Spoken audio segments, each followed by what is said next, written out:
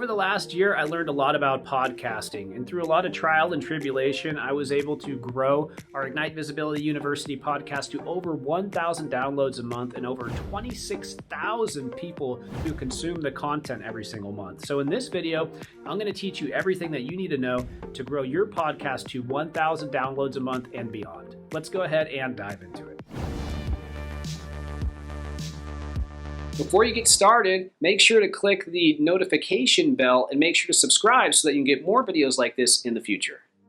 Okay, so the first thing you need to do is you need to think about what is your goal with the podcast. Do you want to attract customers? Probably, right? So always start your podcast by number one, thinking about your customer and the content that they want to consume. So for our podcast, we're always looking to get in front of up-and-coming marketers, marketing managers, chief marketing officers, and for us, we want to talk about things that they're interested in. Some of those things would be digital marketing news, digital marketing strategy, and interviews with top digital marketing experts. Those are also things that I absolutely enjoy myself, so it totally makes sense. So for you, when you're creating your content for your podcast, you want to think about what of these buckets are going to make the most sense for you, and feel free just to steal these three and pick the one that's the best option. Item number two, optimization. This is a really big part of it, and one that I feel like a lot of people miss when it comes to pushing your podcast out there to the masses. So first thing you want to do is select a keyword. Is it the most important keyword in the breaking news? Is it the most important keyword in the strategy? Is it the person's name in the interview? Regardless, you need to make sure you have a term associated with your podcast so that you can make sure that you optimize for the audio SEO area within Google, within YouTube, within social media, and all the different areas that you're going to share. So make sure you select a term. Next thing, you're going to go ahead and distribute your podcast. You're going to put it on YouTube. You're going to put it on a blog post. And then on the blog post, you're going to create an article or a transcription. Either one is totally fine, an article or a transcription, just as long as it's optimized for that term. That's the most important thing.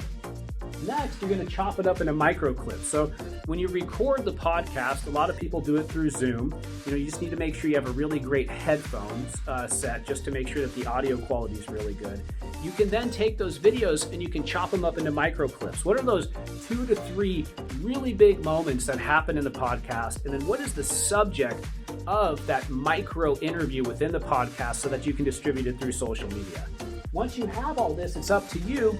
If you decide you want to advertise the podcast, you want to advertise the YouTube videos, you want to do a promoted post on Facebook with the blog post, and if you want to advertise the micro clips throughout social media so that more and more people see them, that's a great way to get more distribution. A couple $100 around an initiative like this will make it so that your podcast doesn't get seen by just tens of people, it gets seen by tens of thousands of people. So the optimization side is a really important piece. Going into item number 3, you can premiere your podcast video on Facebook and YouTube. That pushes that content to the top of the feed, makes it so that people see it and gets a bunch of great exposure out there on those sites. Item number 4, email and push notification. It's a great idea to email out the content that you've created and make sure that more people see it. And if you're always building your email list, then you're always going to be getting your podcast in front of more people. Same with push notifications. It's a great way to distribute your podcast so that more people get a chance to take a look at it. Couple bonus items for you. Highly recommend Anchor FM. Really simple way to distribute your podcast all around the web. And also, really the secret is great guests who will then also share your podcast in their network.